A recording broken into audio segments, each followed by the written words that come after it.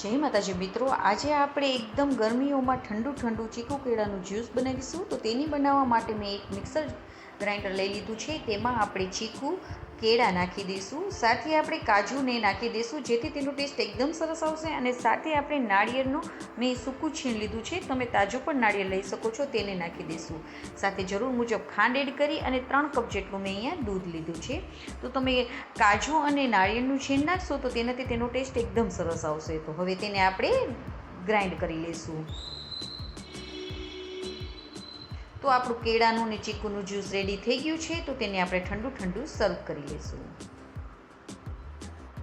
ઉપરથી આપણે તેમાં ગાર્નિશિંગ માટે કાજુ અને પિસ્તાની મેં કતરણ કરી લીધી છે તે નાખી દઈશું. તો છે ને એકદમ સરળ રીતથી ફક્ત 2 જ મિનિટમાં તમારું ચીકુ કેળાનું જ્યુસ બની જશે અને બધાને ખૂબ જ પસંદ આવશે. તો તમે એકવાર જરૂરથી ટ્રાય કરજો. અને જો તમને આ મારી રેસીપી ગમી હોય તો લાઈક કરવાનું બિલકુલ ના ભૂલશો. અને મારી ચેનલમાં નવા હોય તો સબસ્ક્રાઈબ કરજો, કારણ કે સબસ્ક્રાઈબ કરવાનું એકદમ ફ્રી છે. જય માતાજી મિત્રો.